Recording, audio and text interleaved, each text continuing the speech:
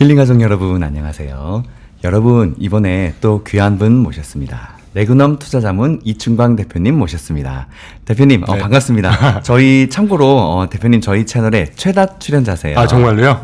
너무너무 감사드리고요. 제가 작년 초반에 재작년 말이었죠. 맞습니다. 그때 처음 불러주시고 그동안 여러 군데 출연했는데 힐링 연기자가 참 편한 것 같아요. 너무 편하게 진행을 잘해주셔가지고. 처음 오셨을 때 제가 너무 춥게 모셔가지고 저희가 아직 많이 이게 경험이 없던 그때 우리 3시간 반인가 녹화할 때요. 예, 그렇게 녹화했는데 와 목이 가면서까지 이야기해 주셨는데 저 그때 너무너무 감동했어요. 그리고 공부도 너무 많이 됐고 미국 시장에 대해서 정말 제대로 볼 수 있는 큰 계기가 됐던 것 같아요. 개인적으로. 아유, 맞습니다. 구독자분들도 감사합니다. 이제 그러셨으면 좋겠습니다. 네. 네.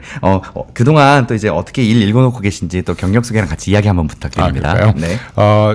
최근에 이제 저희 좀 관심이 있으신 분들이 계신 것 같아요. 연락도 가끔 오시고 이메일로도 오시는데 그래서 저희 회사를 조금 더 편안하게 안내를 좀 소개를 하겠습니다.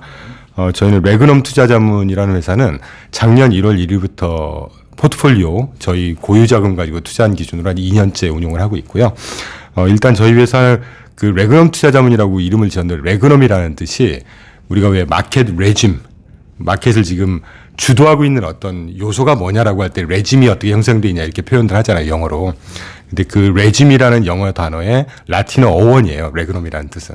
그래서 시장의 어떤 통치, 지배 이런 뜻이긴 한데 시장의 새로운 시각을 가지고 좀 제대로 정통 포트폴리오로 여러분들한테 좀 자리매김을 해보자라는 그런 강한 의지를 담았고 이 표지에 보시면 저 좌측 상단에 We don't chase dreams, we hunt goals라는 이게 이제 저희 캐치프레이즈거든요. 네, 확인했습니다. 이게 이제 저희 회사가 운용을 하는 데 있어서 지금 2년 동안 앞으로도 쭉 지키고자 하는 방향을 담고 있다고 보시면 돼요.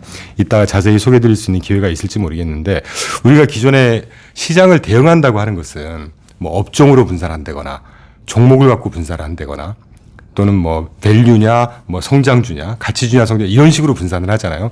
근데 이제 좀 크게 보면 그게 주식 안에서 분산을 하고 대응을 하는 방법이기 때문에 주식 시장이 흔들릴 때는 크게 대응력이 없다는 거죠. 저희 회사는 그래서 전 세계 투자 대상 자산을 9개로 나눕니다. 주식, 채권, 실물, 커머더티, 부동산, 인프라, 심지어 통화 이런 것까지 9개로 나누고 그 9개에 해당하는 요 3페이지 보시면 조금 복잡해 보이실 텐데 각 자산군에 해당하는 하부 운용 전략이라는 게 있을 거예요. 저희는 항상 운용 전략을 중요시하고 운용 전략을 강조하는 편인데 운용 전략이라고 하는 것은 우리가 주식으로 투자할 거냐 채권으로 할 거냐 이건 자산군을 분산하자는 얘기고 그때도 제가 좀 자세히 설명드렸는데 시장을 움직이는 뭔가 재료라는 게 있을 거 아니겠어요? 재작년 같으면 금리였고 최근 한 2달 같으면 또 금리 상승이었고 그 이후에 다른 정책적인 변수라든가 심지어 어떤 우크라이나 전쟁이라든가 또 가자지구의 전쟁이라든가 이런 여러 가지 복잡다단한 시장에 영향을 미치는 매크로 변수라는 게 있을 거예요. 그러면 그 시장을 움직이는 어떤 재료에 대해서 대응할 때 주식 갖고 대응을 하냐 채권 갖고 대응을 하냐는 대응력이 없죠. 그래서 그 시장을 움직이는 어떤 재료에 해당하는 거기에 대응할 수 있는 전략적인 포지션이 있을 거란 말이죠. 그래서 그런 전략적인 부분을 9개 자산군의 하부 운용 전략을 57개로 나눕니다. 저희 자체적인 기준으로. 그렇게 해서 시장을 촘촘하게 미세 대응을 하자는. 그래서 저희가 아까 표지에서 보시던 대로 맹목적으로 저희는 꿈을 쫓아다니지 않겠다. 목표를 쌓아가는 전략으로 운영하겠다라고 하는 게 We don't chase dreams, we hunt goals라는 뜻이거든요.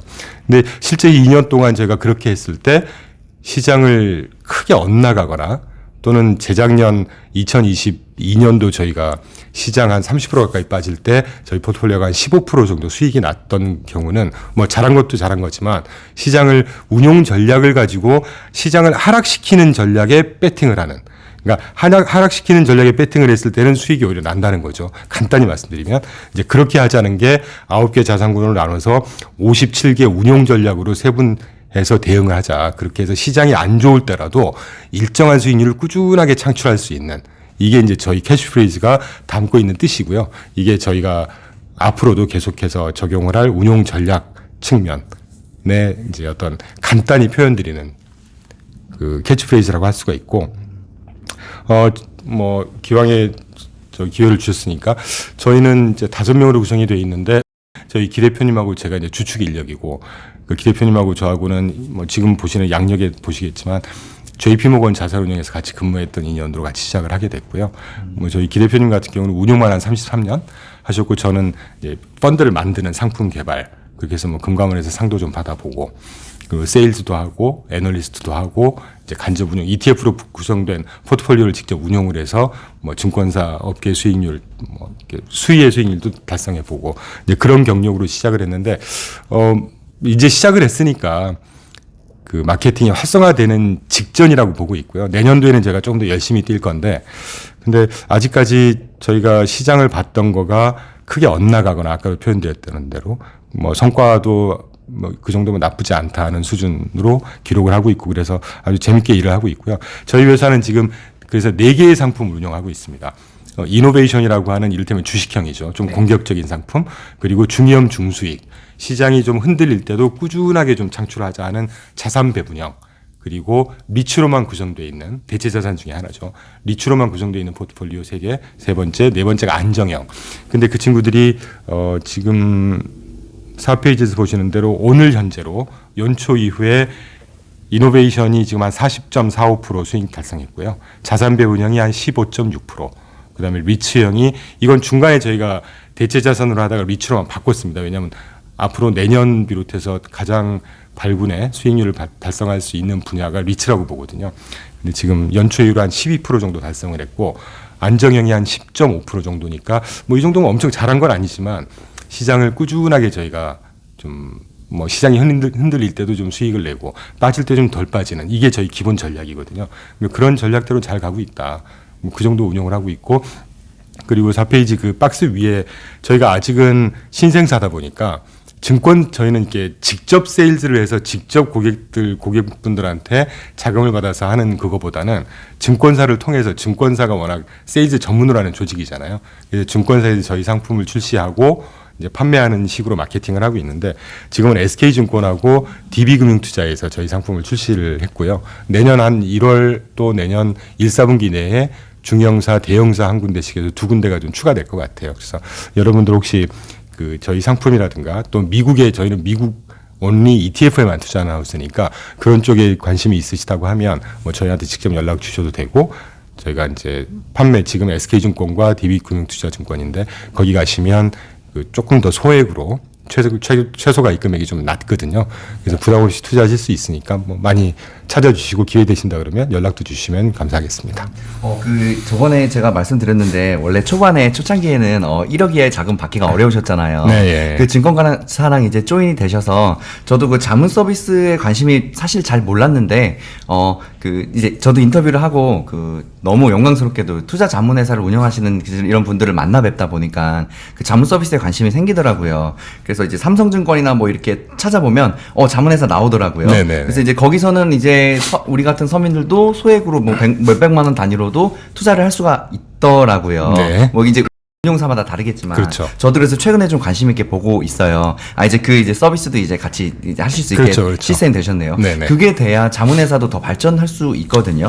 그렇죠. 굉장히 중요한 맞습니다. 요소입니다. 네네. 그리고 방금 이야기해 주셨던 것 중에 저도 되게 기억에 남는 부분이 있는데 그 2022년 하락장에도 그 수익을 내셨다고 했잖아요. 저희가 한 15% 정도 수익이 났었죠. 그 예전에 저희 채널 나오셨을 때도 그 얘기 하셨었어요. 이렇게 하락하는 장에도 분명히 오른 종목들은 있다. 투자 운용 전략에 따라서 이런 것들도 충분히 우리는 찾아낼 수 있다. 그럼요. 네, 굉장히 그 중요한 말씀을 해주셨습니다. 그게 또 가능하게 하는 게 미국의 ETF 시장입니다. 미국의 주식 시장에서 찾으려고 하면 힘들거든요. 왜냐하면 주식이라는 건 다 시장이 빠질 때 대부분 빠지는 거니까. 그래서 제가 아까 계속 운용 전략이라고 말씀드리는 게 그 시장을 빠지게 하는 뭔가 재료가 있을 거 아니에요. 그럼 그 재료에 투자를 했을 때 오히려 그 재료는 주식은 흔들리게 하지만 그 재료에 해당하는 투자를 갖고 있는 뭐 투자 대상 이를테면 저희는 그게 ETF라고 보는데 예를 들면 재작년에 금리 인상이 시장을 많이 흔들리게 했었잖아요. 그러면 금리 인상이 됐을 때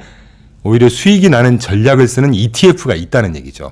그래서 ETF 시장은 뭐 우리나라가 한 100조 정도 되고 미국 같으면 ETF 시장이 한 1경이 넘을 거예요. 그러니까 수백 배 사이즈니까. 네, 저희가 미국에만 투자를 하는 큰 이유 중에 하나가 미국 ETF 시장은 없는 전략이 없어요. 어떤 시장, 어떤 재료에든 거기에 대응해서 수익을 낼 수 있는 전략적인 ETF가 다 구비가 되는 곳이 미국 시장입니다. 그래서 저희가 미국 ETF 시장에 투자를 하고 있죠.